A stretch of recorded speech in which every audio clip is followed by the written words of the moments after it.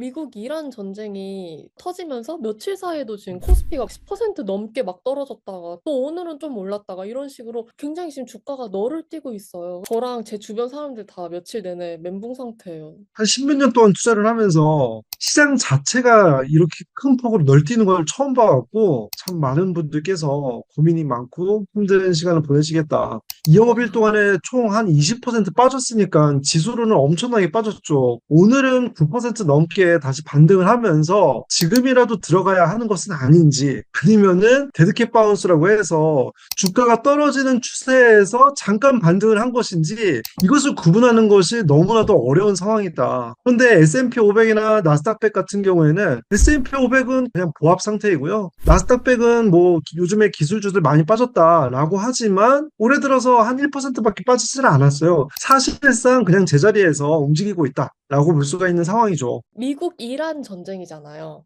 남의 나라 네. 전쟁인데 어찌 보면은 우리나라 주식은 이렇게 그네 타듯이 너를 치고 음, 음, 요동치고 오히려 미국 주식은 잘 안 떨어지고 심지어 음. 오늘 좀 올랐거든요. 왜 그런 거예요? 우리나라 주식시장의 구조부터 이해를 할 필요가 있는데요. 상대적으로 한국 주식은 미국 주식과 비교를 했을 때 좀 더 위험한 주식이다 라고 외국인 투자자들이 평가를 하거든요. 삼성전자, SK하이닉스, 현대자동차, 특히 우리나라의 대형주 같은 경우에는 이러한 외국인 투자자의 보유 비중이 높다 보니까 시장 상황이 불안해지면은 한국 주식을 파는 외국인 투자자의 비중이 늘어나고 있다. 역사적으로 봤을 때 가장 시장이 불확실했을 때 달러 자산에 대한 수요가 늘어나고 그러다 보니까 원화 베이스의 한국 주식은 팔고 상대적으로 달러 베이스의 미국 주식 그리고 미국 주식에서도 저평가이다 라고 하는 주식들 위주로 수급이 이루어지는 그런 경향인 것이죠. 이게 오랜 기간 동안에 계속 되풀이되는 역사예요. 사실 코스피 시장은. 수급이라는 변수가 하나 제거된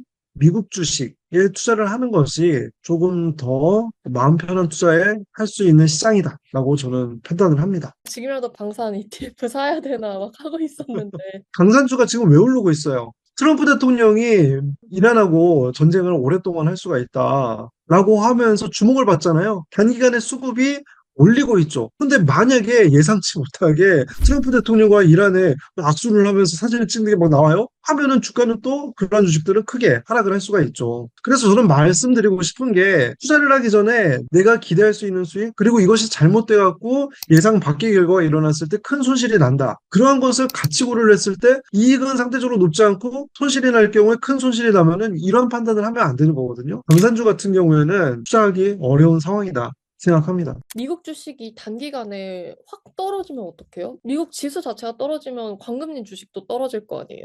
제가 매수하고 있는 종목들은 기본적으로 실적이 잘 나오고 있는 종목들이에요. 그런데 만약에 그런 종목들 돈은 잘 벌고 있는데 주가는 떨어졌다. 반대로 생각하면 오히려 나는 현금을 갖고 있으니까 그 현금으로 추가 매수를 할 수 있는 기회이구나. 라고 생각하면서 그때 한번 투자 의사결정을 내리고 그리고 난 다음에 다음 실적 발표까지 또 기다리면 되는 거예요. 매일매일 주가를 확인을 하면서 수급이 어떻고 확인을 하면은 일상생활에 지장이 많고 그런 내가 컨트롤할 수 없는 주식에 내 생각과 시간이 너무 치우쳐져 버리잖아요. 대신에 그 주가가 상대적으로 저평가된 주식들을 보유한다면은 현재의 시간도 좀 더 가치 있게 쓸 수가 있어요. 결국에는 그런 주식들은 계속해서 실적이 잘 나오는 전제 하에서 주가는 반응을 할 수밖에 없거든요. 그때 큰 수익을 낼 수가 있는 것이죠.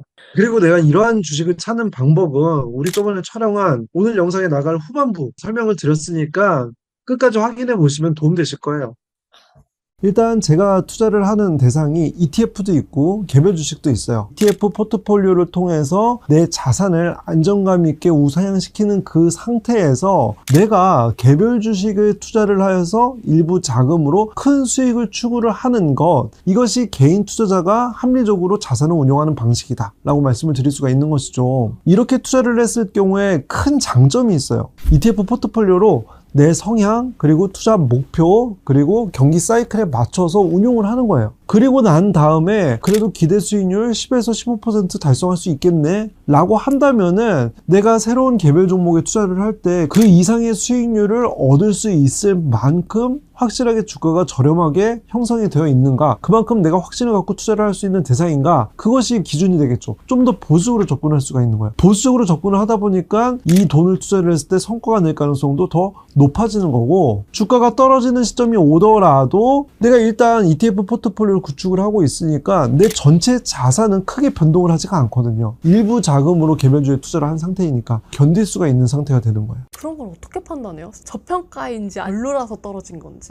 1차적으로 확인할 수 있는 필터링 조건들이 있어요. 어떠한 주식을 보든지 간에 그 필터링 조건들에 충족을 하는지 여부를 보고 난 다음에 그 기업에 대해서 조금 더 관심을 가져요. stockanalysis.com이라는 사이트를 저는 많이 이용하고요. 마이크로소프트를 한번 검색을 해볼게요. 여기에 재무 부분을 클릭을 해주시고 그 다음에 손익계산서 를 확인하는 거예요. 가장 먼저 확인을 하는 것이 여기에 매출 성장률입니다. 이 회사가 매출을 얼마나 잘 일으키고 있는가를 보는 거죠. 마이크로소프트 같은 경우에는 최근에 17%에서 16% 매출 성장률이 유지가 된다라는 것은 안정감 있는 사업을 통해서 성장을 꾸준히 할 가능성이 높구나 라고 판단을 할 수가 있는 것이고요. 이렇게 돈을 잘 벌고 있다라는 것을 전제로 했을 때 이 기업의 주가가 현재 어느 정도 수준인지를 가늠을 하기 위해서 비율이라고 하는 항목으로 들어가 볼게요. 기본적으로 PER 값을 확인을 하거든요. 2021년부터 최근까지의 PER 값을 보면 2021년도에 33, 그리고 2022년도에 미국 주식들이 많이 떨어졌었어요. 그때 26까지 떨어졌던 것이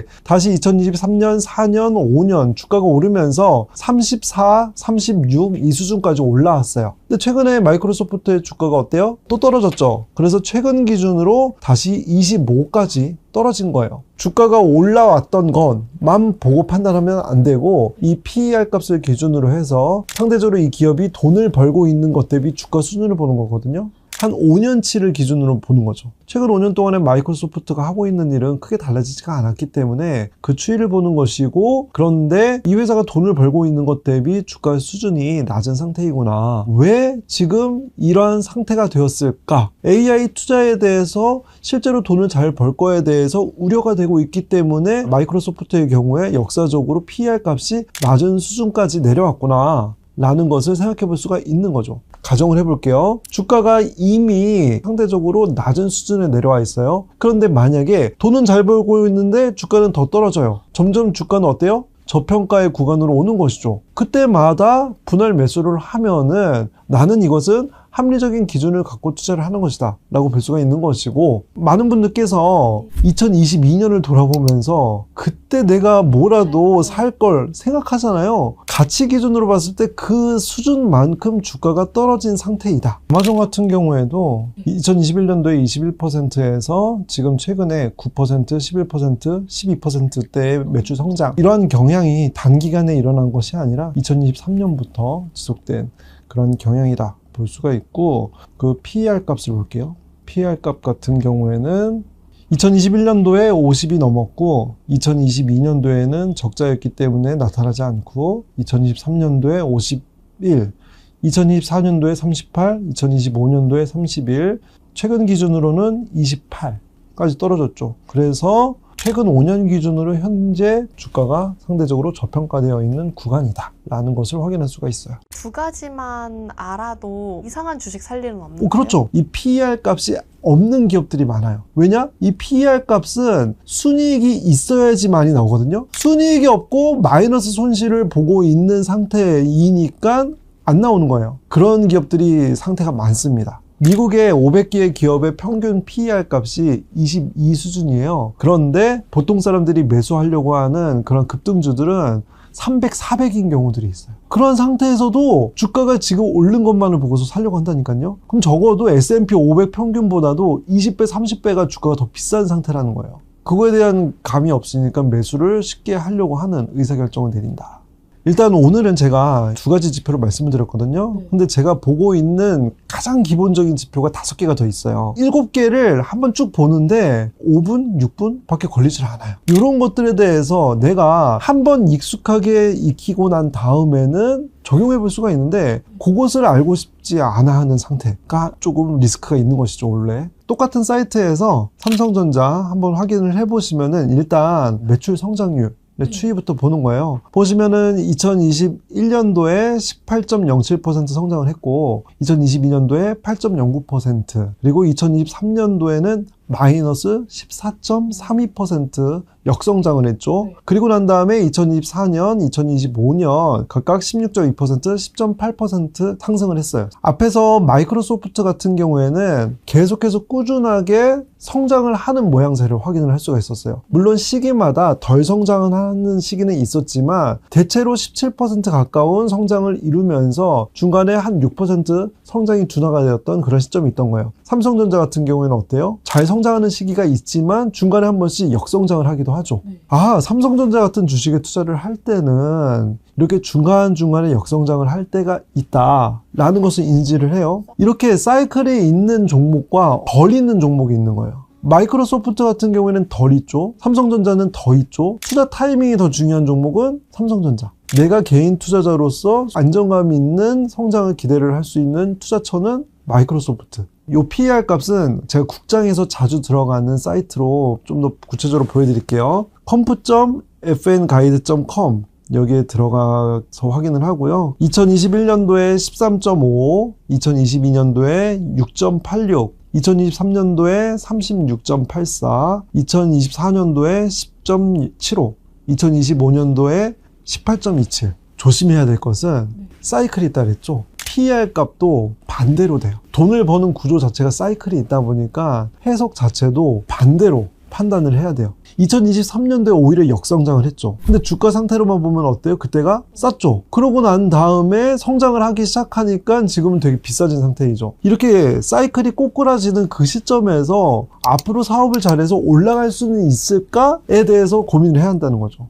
그래서 사실 투자 난이도가 매우 높아요. 시기마다 주가 성과의 차이도 크고 들쭉날쭉하다는 것은 계속해서 예측을 해야 되잖아요. 주린이 분들이 어떻게 그것을 잘 맞출 수가 있겠어요? 어렵죠. 그러니까 기본 전제가 계속 꾸준하게 돈을 잘 벌고 있는 안정감 있는 사업을 하는 그 기업 중에서 주가가 저평가가 되었을 때가 확률이 더 높다는 거예요. 오늘 알려드린 그 기준만 보더라도 상당히 많은 종목들이 필터링이 될 거거든요. 거기에서 좋은 종목을 선택하면 생각했던 것보다 훨씬 큰 수익이 나는 것을 경험을 한다?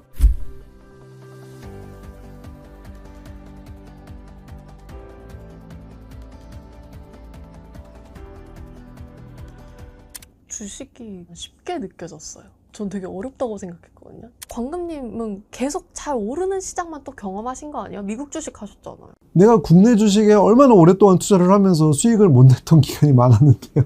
저의 투자는 물타기로 일관이 되어 있었어요. 왜? 오르지 못하는 기간이 많았으니까. 그래서 그 기간이 한 2009년, 10년부터 미국 주식을 시작하기 직전인 2016년까지 거의 7년 가까이 수익을 내지 못하면서 투자만 했던 그런 기간이 길었죠. 수익률이 0.3%? 이 정도였어요. 7년간 했는데 0.3%? 네. 와, 다행이다. 원금은 지켰구나. 라고 생각을 했던 기간이 꽤 길었어요. 그런데 지금까지 한국 주식으로 이렇게 수익을 거두지 못했다면은 시장의 판을 바꿔야 되지 않을까? 투자의 대가분들처럼. 투자의 대가분들은 주식으로 이룬 그 자산이 우리나라처럼 뭐 수백억이 아니라 수조 원대이신 분들도 많아요. 그래서 그런 시장으로 한번 가보자 라고 해서 미국 주식으로 그때 넘어갔던 거예요. 상대적으로 과거에 투자를 했을 때는 운에 치우친 투자를 했던 것이 사실이었던 것 같아요. 단기간에 2배가 3배가 되는 그러한 경험을 바탕으로 운인지 실력인지 구분이 안 되는데 분명 실력은 있어. 다만 떨어졌던 그 시점을 피하지 못했을 뿐이야. 근데 그런 것들이 반복이 되면 그것은 실력이에요. 미국장으로 넘어오면서 정말 중요한 원칙들에 집중을 하기 시작했더니 이 시장은 훨씬 그런 원칙이 잘 적용이 되는 시장이구나. 딱 기준을 갖고서 내 기준 안에 들어왔네? 하는 종목을 발굴하고 매수를 해둬요. 그리고 난 다음에 나의 일상을 가족과 함께 친구와 함께 여행 다니면서 행복하게 사는 거예요. 그러고 난 다음에 시간이 지나서 봤더니 주가도 올라있네 라고 하는 것이 베스트이지 매일매일 마음 졸이면서 밤마다 종목 토론 게시판 들어가고 이 주식이 어떻게 될까를 매일매일 보면서 시간 낭비를 하는 거 너무 삶이 아깝다. 요건 제가 많이 그래봤기 때문에 그래요. 계속 모아가기만 하세요? 개별 주식들 팔진 않으세요? 개별 주식들 팔 때도 있죠. 파는 이유가 정확해야죠. 예를 들어서 내가 살고 있는 집을 다른 데로 이사 가려고 해요. 네. 왜 이사 가요? 이사 가려고 하는 집이 더 좋으니까. 이러한 것처럼 내가 이 주식을 팔고선 다른 주식을 사려고 하는 명확한 이유가 필요하다는 거죠. A라는 주식이 PER 값을 봤더니 많이 올라와 있는 상단에 있는 수준이에요. 이 주식을 팔아야 되나에 대해서 고민을 하게 되죠. 기준을 갖고. 그런데 지금 상태가 A라는 주식은 비싸 있는 상태인데 뭐 아마존이나 마이크로소프트 같은 주식은 상대적으로 저렴한 구간에 들어와 있네. 이 주식을 하나씩 열로 넘겨볼까? 라는 계획을 세울 수가 있는 거죠. 그럴 때는 B라는 주식에 대한 기대 수익률이 더 높기 때문에 팔 수가 있는 거예요.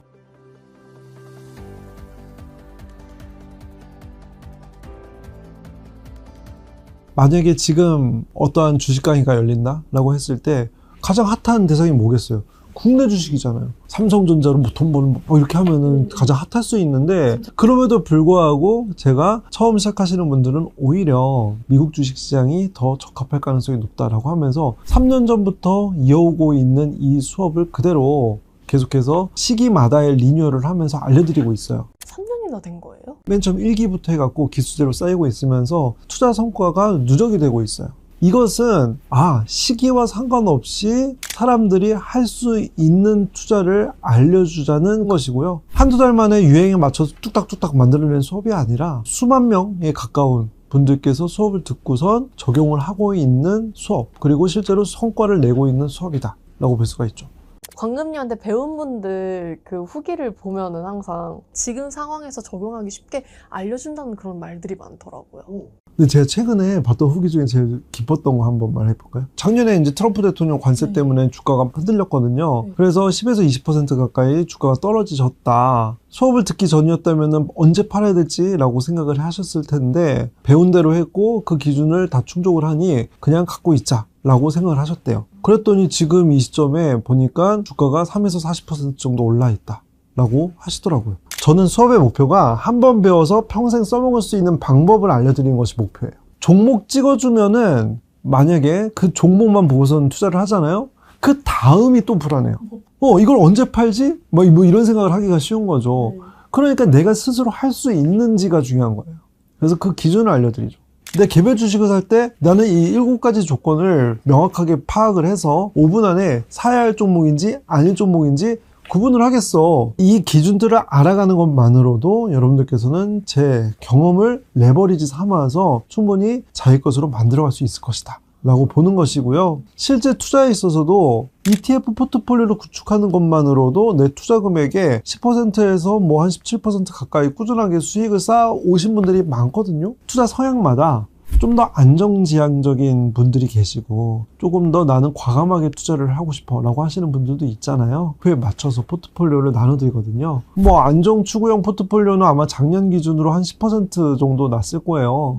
나는 안정감 있는 투자를 하고 싶어 라고 하면서 10% 수익률이면 꽤 높고 4월 달에 트럼프 관세로 인해서 시장이 급락을 했거든요. 그때 거의 안 떨어졌어요. 그런 것이 장점이죠. 한 해 동안의 수익률이 아니라 해마다 이렇게 쌓아 나갈 수 있는 기대 수익률이기 때문에 이런 것들이 누적이 되고 투자 금액이 커지면 커질수록 더 성과는 커지겠죠. 제가 수업을 광금님한테 배운다고 해서 할 수 있을까? 자신감이 솔직히 안 들어요. 아마 처음 시작하는 분들이다 보니 MTS를 설치하는 방법부터 그리고 거기에서 어떠한 정보를 확인해야 하는지까지 다 알려드리고 있어요. 거기서 허들이 생기지 않아야지 하실 수가 있거든요. 하시는 과정에서 제가 알려드리는 기준을 처음부터 우리 뭐 1,000만 원 투자합시다 이게 아니라 내가 할 수 있는 뭐 10만 원, 20만 원 한번 해봅시다. 그러면서 10만 원씩 투자를 해보니까 광화문 금융로가 이야기를 한 대로 성과가 차츰차츰 나네를 경험을 해야지 자신감이 생기는 거예요. 자산의 복리 효과뿐만 아니라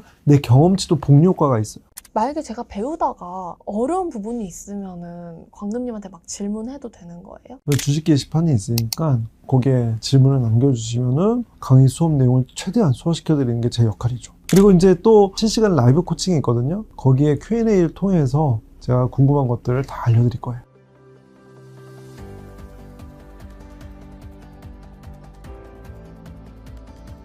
처음 시작하는 분들에게 중요한 것은 그 처음 시작한 의지가 너무 늘어지지 않도록 하는 것이 중요한 것 같아요. 너무 기간이 길어져 버리잖아요. 그러면 하다가 흐지부지 되는 경우를 많이 봤어요. 제가 도와드리는 역할 중에 하나가 압축적으로 짧은 시간 내에 기준들을 명확하게 가져가실 수 있도록 해드리는 거라고 생각을 합니다. 그래서 만약에 제 경험을 레버리지해서 마음 편하게 투자를 할 수 있는 방법을 알고 싶으시다 라고 하시는 분들은 제가 고정 댓글에 제 수업 내용을 이해하실 수 있는 커리큘럼 그리고 다른 분들의 후기까지 막 보이거든요. 그래서 한번 확인해 보시면 좋을 것 같아요.